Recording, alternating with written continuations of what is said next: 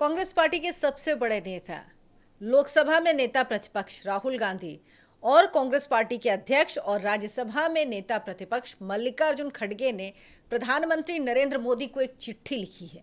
आप सोच रहे होंगे चिट्ठी किस लिए लिखी गई है, तो विषय सुनेंगे तो आपको खुद समझ में आ जाएगा कि कितना संवेदनशील मुद्दा है जिस पर यह पत्र लिखा गया है और किसके पीछे का आखिर मकसद क्या है।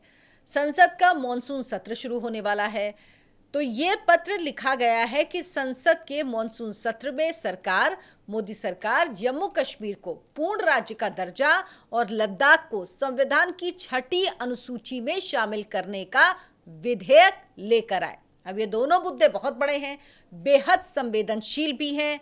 राहुल गांधी क्या संवेदनशीलता से इस पर सोचेंगे, मेरा ये सवाल है, क्योंकि ये राष्ट्रीय सुरक्षा के लिहाज से चिंता की बात है।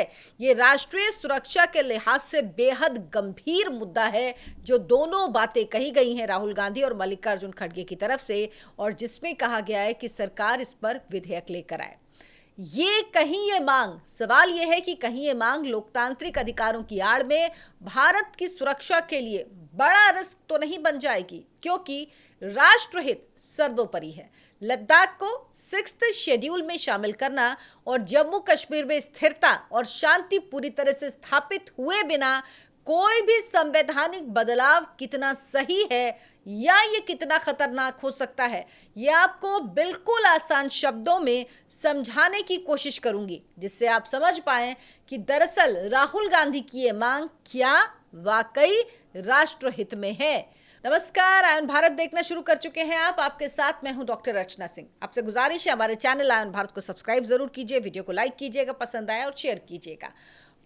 भारत के संविधान की 6ठी अनुसूची एक स्पेशल प्रावधान है जो असम, मेघालय, त्रिपुरा और मिजोरम जैसे उत्तर पूर्वी राज्यों के जनजातीय समुदायों को प्रशासनिक स्वायत्तता देती है। इस अनुसूची के तहत स्वायत्त जिला परिषद यानी ADCS बनाई जाती हैं, यानी लेजिस्लेटिव, जुडिशियल और एग्जीक्यूटिव अधिकारी ने मिल जाते हैं। ये परिषदें खुद कानून बना सकती हैं, जमीन जंगल पर अधिकार रख सकती हैं, यहां तक कि अपना टैक्स सिस्टम भी ये चला सकती हैं।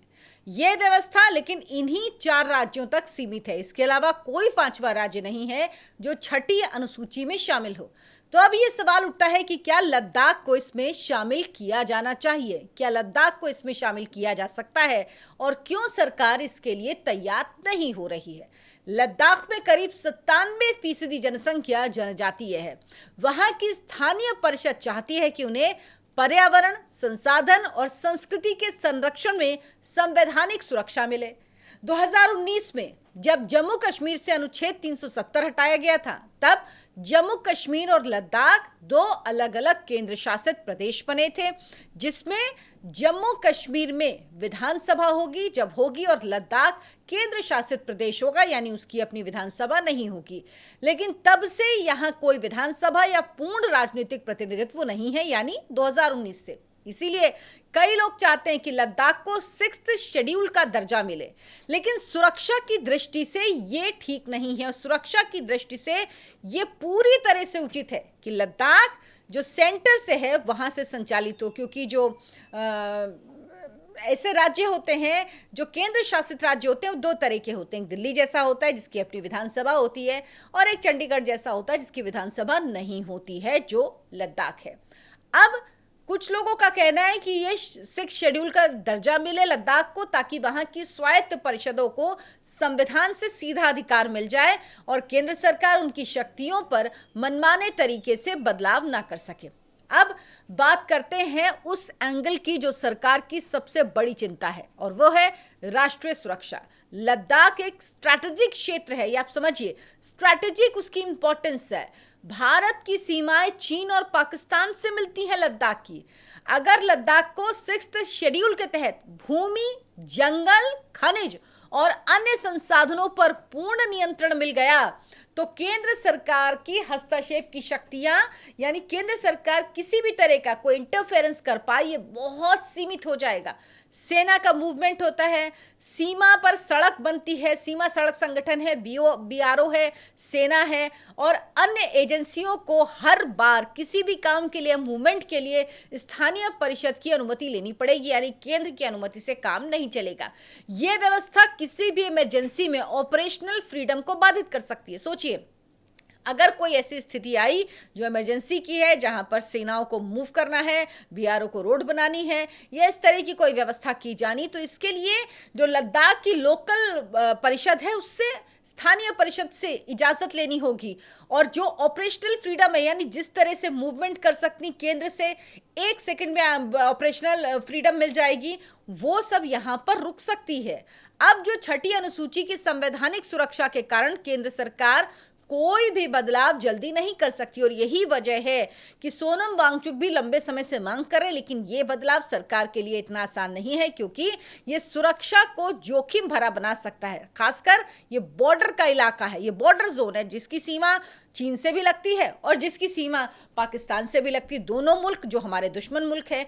तो वहां पर लद्दाख को स्वायत्तता देना इसीलिए बहुत मुश्किल है।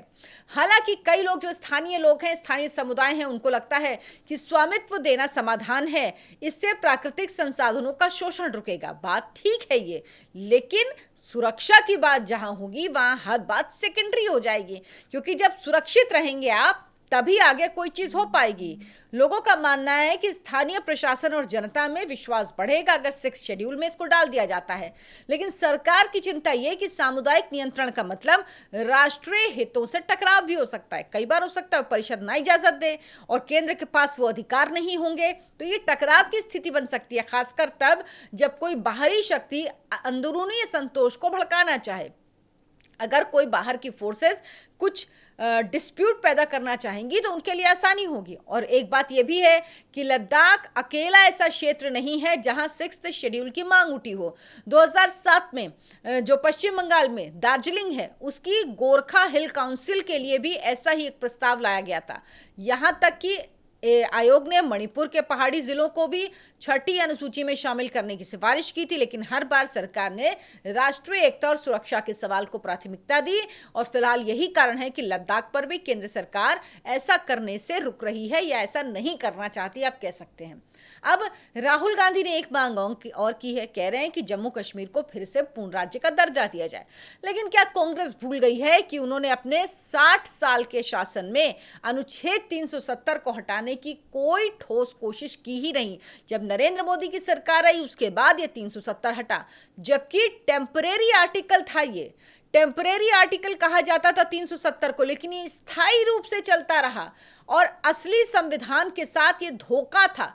लोग पूछ रहे हैं कि मोदी सरकार ने आर्टिकल 370 को हटाया, तब कांग्रेस सबसे पहले उसके विरोध में आखिर क्यों आई थी? जम्मू कश्मीर में आपको याद होगा सुप्रीम कोर्ट ने एक आदेश दिया था कि जम्मू कश्मीर में सरकार को सितंबर तक चुनाव, सितंबर या नवंबर, मैं थोड़ा सा भूल रही हूँ, चुनाव कराने हैं, और इसीलिए आनन फानन में वहां पर चुनाव कराए गए। कोर्ट ने यह नहीं कहा कि चुनाव आयोग देखे, सरकार देखे कि वहां पर परिस्थितियां चुनाव कराने की बन रही हैं तो चुनाव कराए जाएं। कहा नहीं, आपकी समय सीमा ये तय है और इसके अंदर आपको चुनाव कराना है। उसके बाद क्या हुआ? पहलगाम में आतंकी हमला हुआ। धर्म के अनुसार पहचान पूछकर 26 लोगों की हत्या कर दी गई। अमरनाथ यात्रा को टारगेट करने की कोशिश हो रही, खबरें ये भी आ रही हैं। सीमा पार से घुसपैठ की कोशिशें लगातार चल रही हैं। ऐसे में पूर्ण राज्य दर्जा देने की बात पाकिस्तान और अलगाववादी ताकतों को सीधा संदेश देने की हो सकती है। क्या राहुल गांधी इन ताकतों की राह आसान करना चाहते हैं? राहुल गांधी प्रधानमंत्री मोदी को वादा याद दिला रहे हैं कि आपने पूर्ण राज्य का आश्वासन दिया था, लेकिन कांग्रेस को कौन याद दिलाए कि खुद आर्टिकल 370 हटाने के खिलाफ सुप्रीम कोर्ट में खड़ी रही। जो पार्टी आज तक भारत माता की जय बोलने से कतराती रही, वो अब राष्ट्रवाद की भाषा बोल रही है, और ये जनता को भ्रमित करने की कोशिश है या कोई सियासी नई चाल। राष्ट्रीय हित सर्वोपरि है। जम्मू कश्मीर में स्थिरता और शांति पूरी तरह से स्थापित होने के बाद ही कोई संवैधानिक बदलाव होना चाहिए। स्थानीय चुनाव, पंचायत मॉडल, विकास योजनाएं पहले पूरी हों, लोकतंत्र की अगली सीढ़ी यानी राज्य का दर्जा, लेकिन तब जब केंद्र को विश्वास हो जाएगा कि हालात अब पूरी तरह से काबू में हैं। देश की अखंडता और सुरक्षा पर राजनीति नहीं होनी चाहिए। पूर्ण राज्य का दर्जा मांगना गलत नहीं, लेकिन उसका समय बेहद संवेदनशील है। कांग्रेस को यह समझना होगा कि सत्ता की भूख से ऊपर देश का सम्मान होता है और राष्ट्र सुरक्षा की पहली प्राथमिकता ही होनी चाहिए। राष्ट्र की सुरक्षा पहली प्राथमिकता होनी चाहिए किसी भी पार्टी की। आप क्या सोचते हैं इस पर? क्या लद्दाख को छठी अनुसूची में शामिल किया जाना चाहिए? क्या जम्मू कश्मीर को अभी ये स्थिति है कि उसे पूर्ण राज्य का दर्जा दिया जाना चाहिए?